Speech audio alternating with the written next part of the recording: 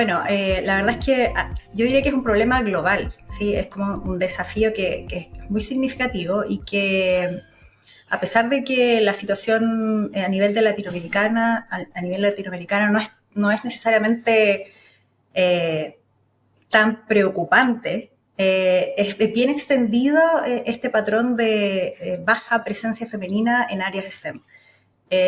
Yo la verdad es que fui formada en un área de física y mi trabajo es en un área de ingeniería. Entonces conozco un poco de esos dos mundos cuando hablo de brechas de género.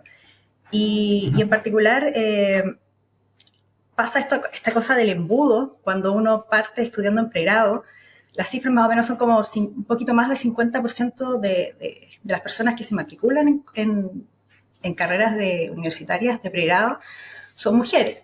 Y en la medida que se va avanzando en la especialización, cuando tú tienes magíster, por ejemplo, doctorados, grados académicos, ahí empieza casi un 20% de disminución de presencia femenina. Cerca un poquito más del 30% también son la cantidad de mujeres que uno puede encontrar en instituciones como universidades desarrollando investigación.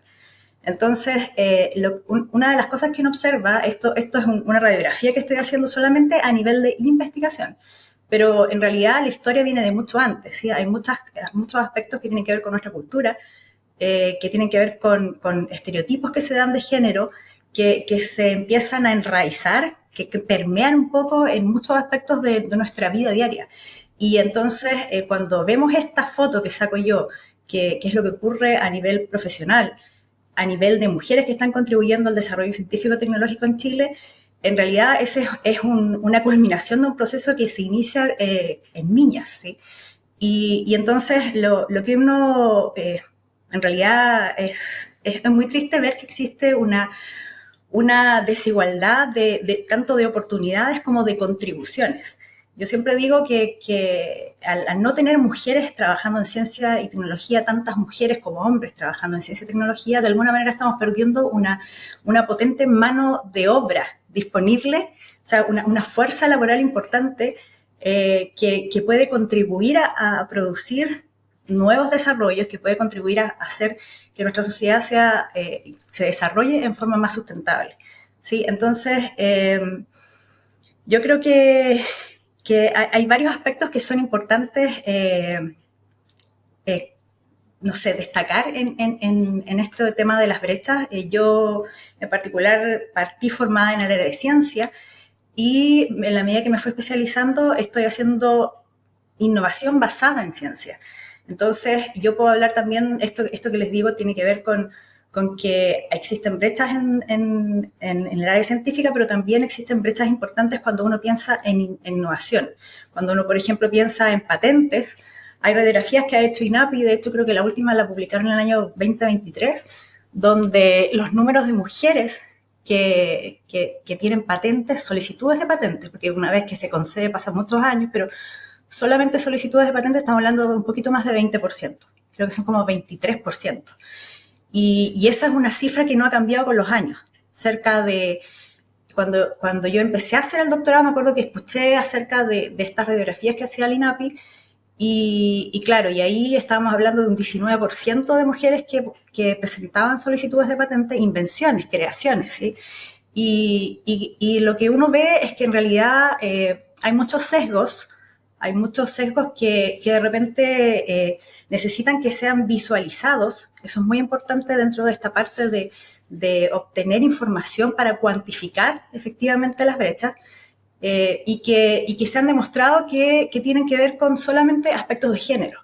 En el caso, por ejemplo, de las patentes, cuando las solicitudes de patente tienen nombres de personas que no es fácil identificar el género, entonces encontramos que no existe tan marcada desigualdad de patentes concedidas a hombres y mujeres, pero cuando los nombres son muy evidentes, que son de mujeres o de hombres, entonces ahí se nota más, se hace más profunda esa desigualdad.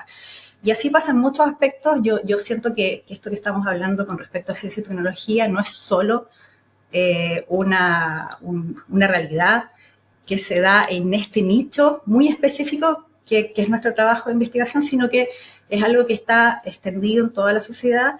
Hay particularidades específicas de este ámbito, que es tal vez un poco más cerrado y más jerarquizado tal vez que en otros tipos de trabajo, pero aún así existe una fuerte discriminación. Yo tuve la fortuna de obtener la beca For Women in Science hace unos años atrás, y en algún momento se entrevistaron a las becarias de For Women in Science a nivel mundial, porque es una beca, es un reconocimiento muy importante que se da a nivel mundial para mujeres dedicadas a investigación científica. Y el 91% de las mujeres entrevistadas decían que esa discriminación de género afectaba su avance en sus carreras profesionales.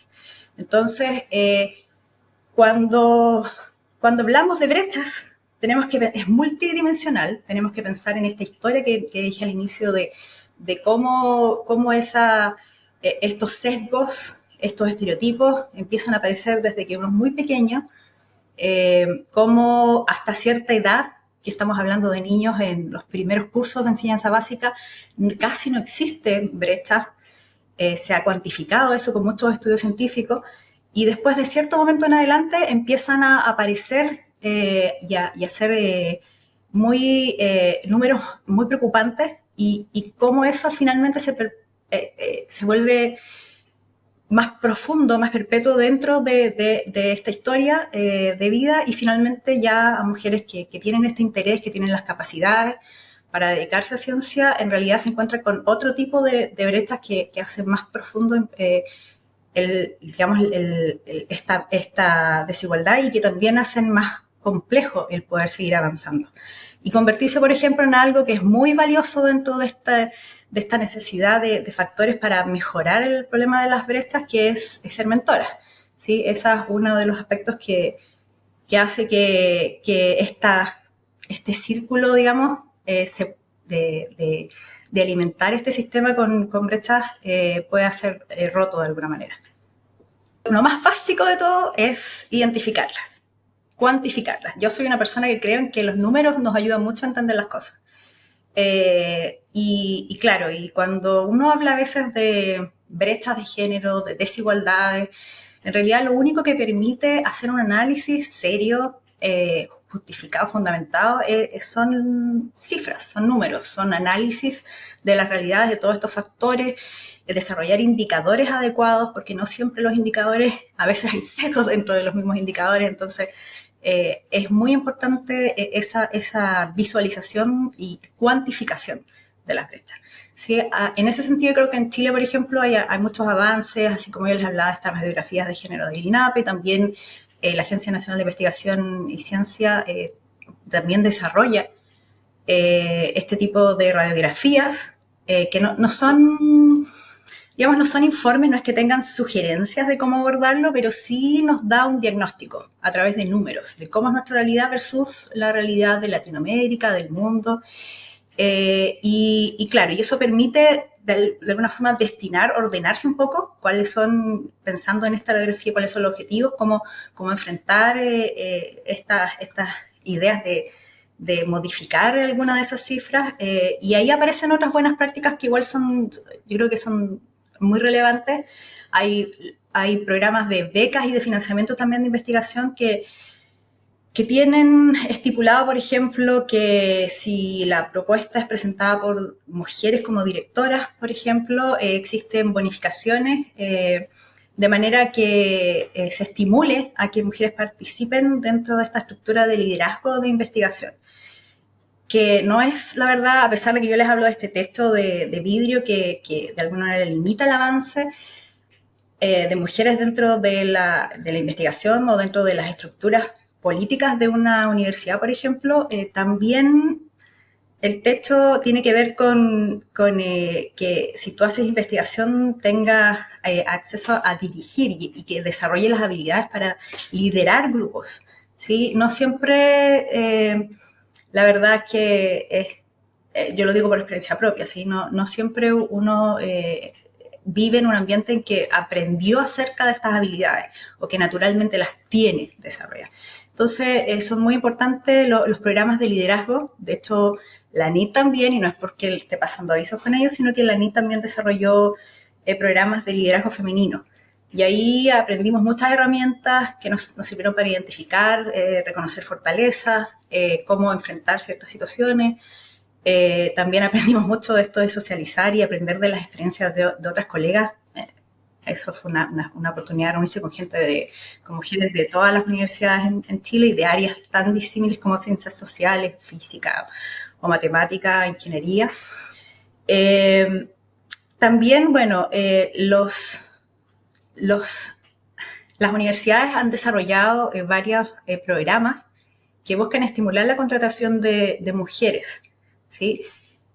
No ha sido fácil eso en particular. Bueno, mi universidad es una de las que ha impulsado la contratación y en ese sentido hay varios números muy positivos que hemos sacado dentro de la universidad con respecto a buscar mejorar las cifras, porque teníamos nosotros como universidad técnica un desequilibrio muy importante. Hay otras universidades que tienen carreras de ciencias sociales donde tal vez las brechas no son tan importantes, o medicina, por ejemplo, o otras áreas de biología, donde de alguna manera las brechas, si uno lo ve como institución, se pueden compensar.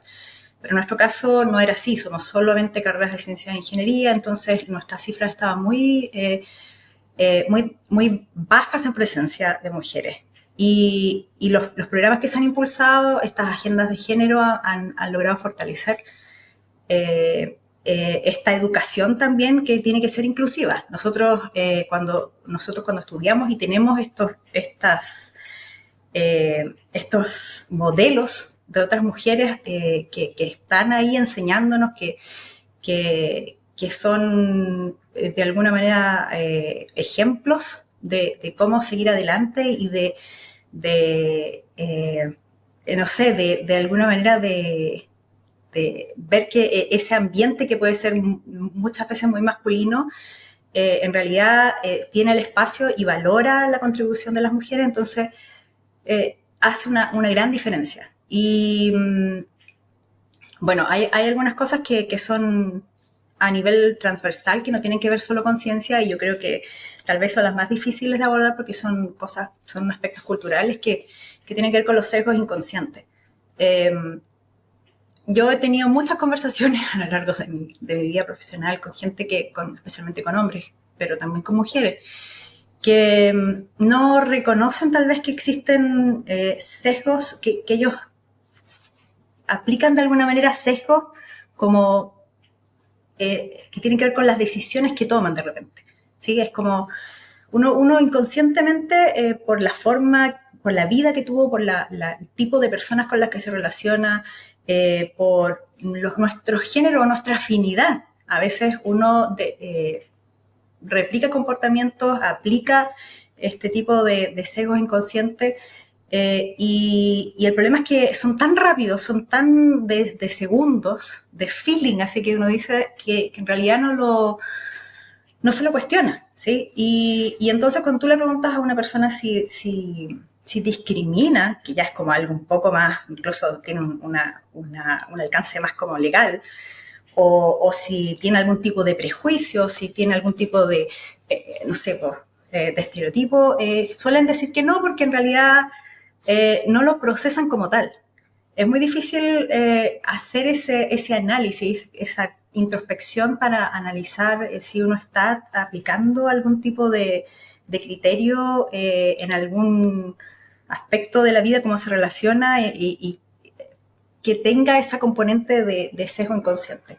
Cuando hay procesos de selección en las universidades, cuando hay comisiones, por ejemplo, para jerarquizar a los profesores que suban dentro de las categorías de la universidad, que son varias y son bien complejas, y ahí es donde empieza a notarse más esa dificultad de las mujeres para avanzar. Entonces, ahí es donde es más difícil estandarizar los criterios, por ejemplo, de selección, para que no caigan dentro de esta componente que digo del sesgo inconsciente. Entonces, hay que reflexionar, hay que un proceso de autoeducación, de cuestionarse si uno está aplicando esos sesgos. Esas son prácticas que van más allá de este ambiente específico científico, pero que yo creo que vale la pena hacer un ejercicio, ¿sí? Un ejercicio de cuestionárselo. Bueno, dentro de las cosas también que son importantes, creo yo, para mejorar y poder tener una práctica que permita reducir las brechas, bueno, hay claro, la vida familiar, por ejemplo. Las mujeres en general se encuentran con problemas muy serios cuando tienen hijos y después se tienen que reincorporar a la vida laboral. Entonces, claro, las licencias parentales ahí también hay cosas que son importantes y eso no solo en Chile, a nivel internacional.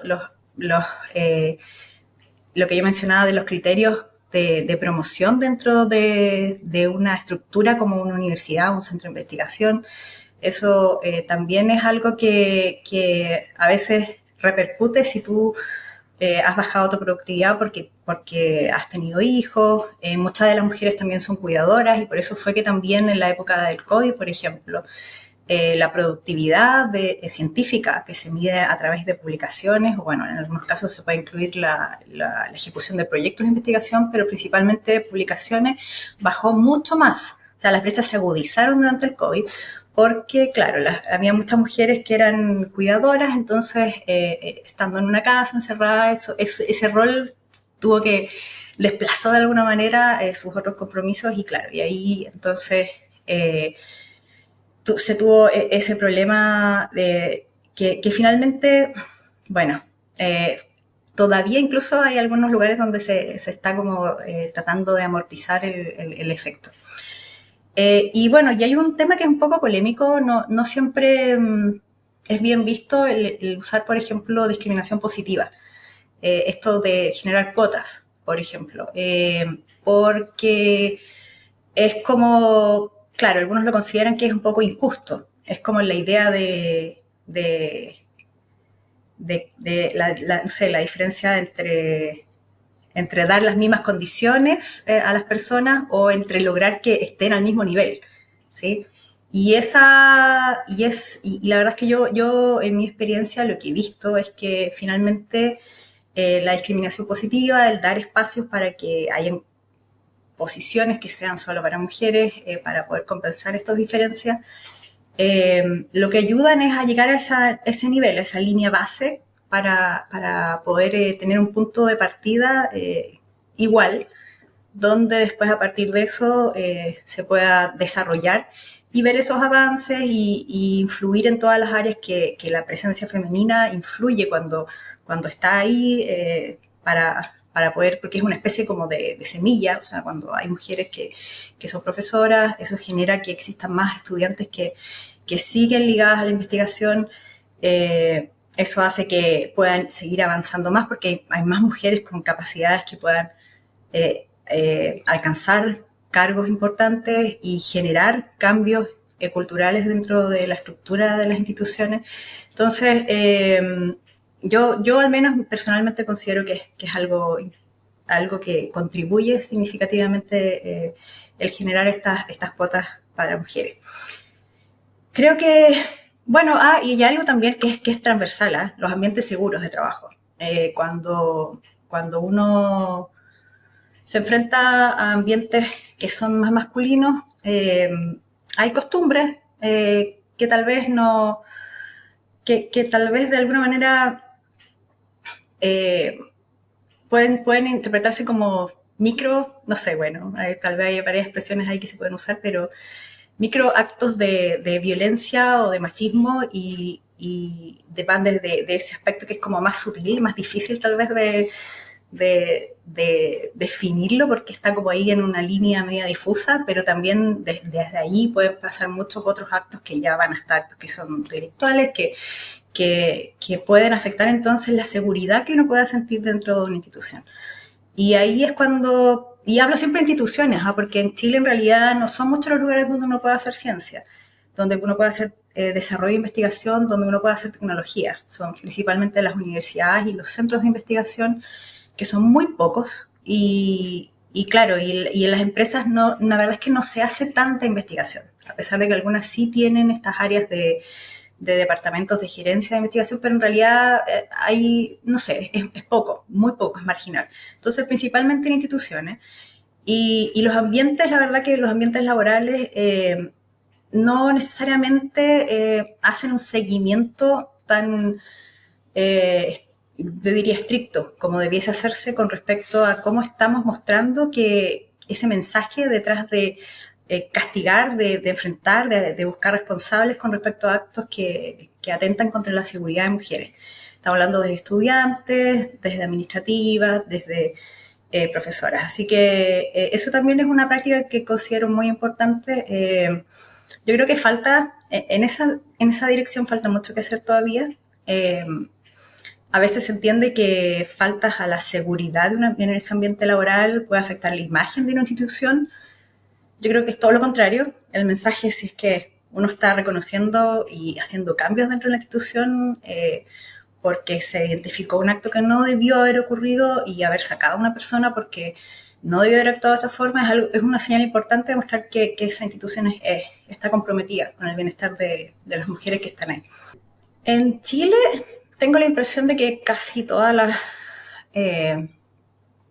acciones que se pueden desarrollar pasan en esta dirección que tú mencionas, pasan a través de la Agencia Nacional de Investigación y Desarrollo, a través de la ANID.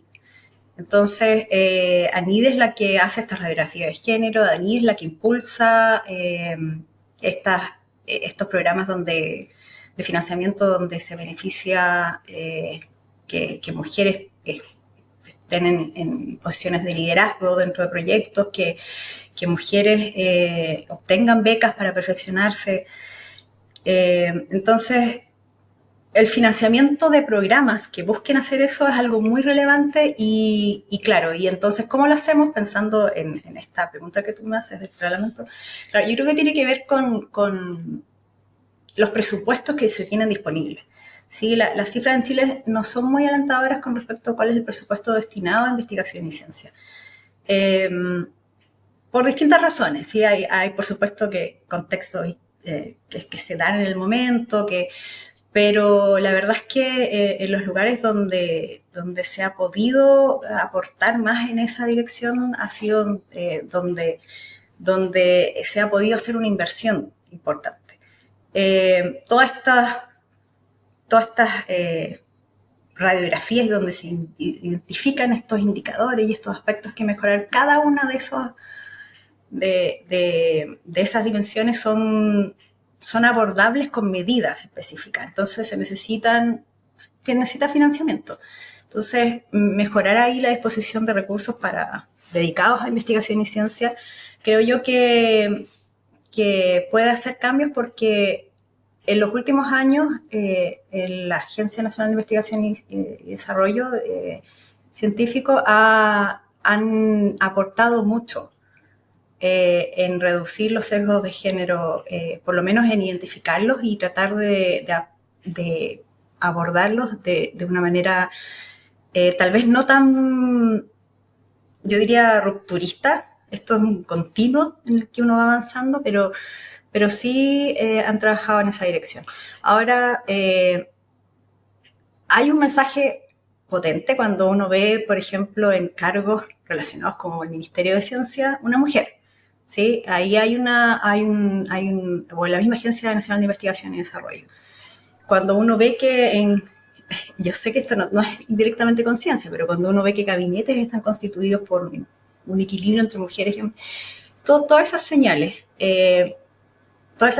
que así yo como adulta, que tengo una historia que puede ser muy distinta a la que mi mamá, por ejemplo, o mis abuelas vivieron, pero que esa imagen tan fuerte que va a ver una niña cuando mira la noticia, hace que uno inconscientemente, así como hablo de los sesgos inconscientes, también inconscientemente uno lo ve como algo natural.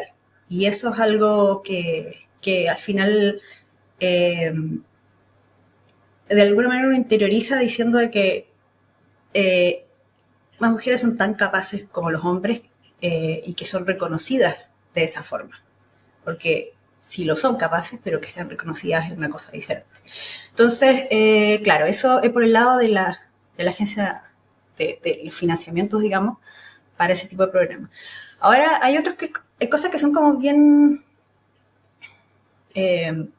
transversales a muchos aspectos, que son lo relacionado con flexibilidad laboral, eso, así como yo les mencioné que pasaba en las mujeres que trabajan en ciencia cuando tienen hijos y todo eso claro, son aspectos que hace que si exista la flexibilidad del trabajo, pueda favorecer de que las mujeres puedan tener este balance entre su vida familiar y poder tener un desempeño y una contribución importante. ¿Sí?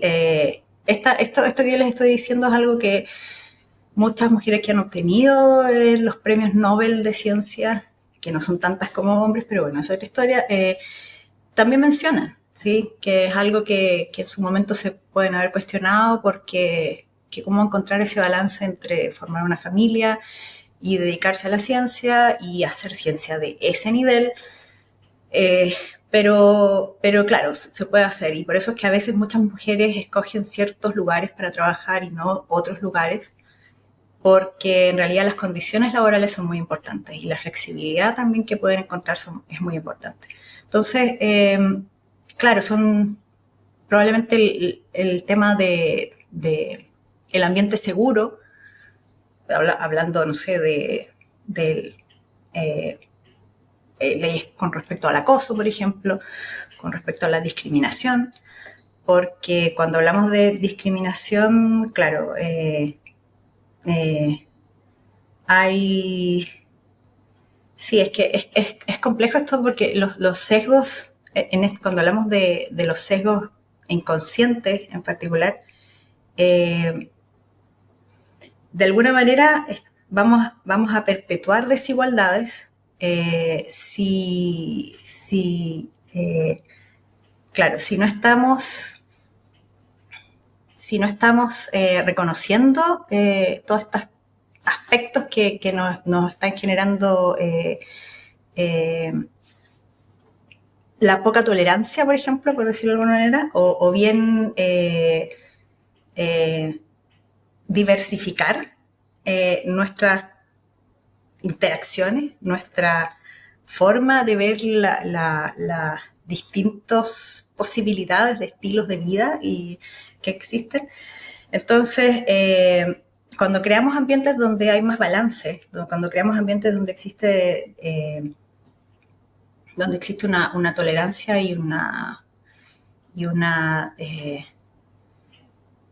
apertura a recibir muchas opiniones, y no solamente con género, puede ser con etnia, puede ser con eh, diversidad, no sé, de tipo sexual, o ahí entonces lo que encontramos es que de alguna forma estamos generando un ambiente donde el acoso no es alimentado con todos estos sesgos que uno puede estar trayendo a la mesa. Entonces, yo siento que, claro, que hay... No es mi especialidad, la verdad es que no es un área en la que yo tenga formación. Yo siento que el análisis tiene que ser hecho por gente que es especialista en legislación, pero sí creo que uno puede encontrar un equilibrio, tal vez un equilibrio entre cómo fomentar la diversidad, cómo a través de leyes que impidan la discriminación, que impidan el acoso, que fomenten la discusión en torno a todos estos prejuicios, a todos estos sesgos que se generan, y siempre con un foco en el género, ¿sí? No es tan fácil hacerlo. La mayoría de los programas ahora buscan eh, identificar esas componentes de género cuando uno presenta incluso proyectos que son de investigación de ciencias básicas. Uno tiene que tratar de incorporar componentes de género centrados en alguna manera en eso. Entonces yo creo que como Parlamento la discusión tal vez debería incluir esa componente, más tal vez de lo que lo está haciendo ahora, que es incluir componentes de género para que de alguna manera, al reducir las brechas que están presentes en nuestra sociedad, podamos lograr que al reducirlas y al considerar la contribución de muchas más mujeres que tienen el potencial para entregar entregar nuevas tecnologías, nuevos desarrollos, entonces podamos hacer que nuestro país sea un país que se alimenta de un desarrollo que es más sostenible. ¿Sí? No existe desarrollo sostenible si no existen mujeres participando. Y eso creo que tiene que ser considerado cuando se habla de todos estos aspectos que mencioné antes, para un análisis más profundo, ¿sí?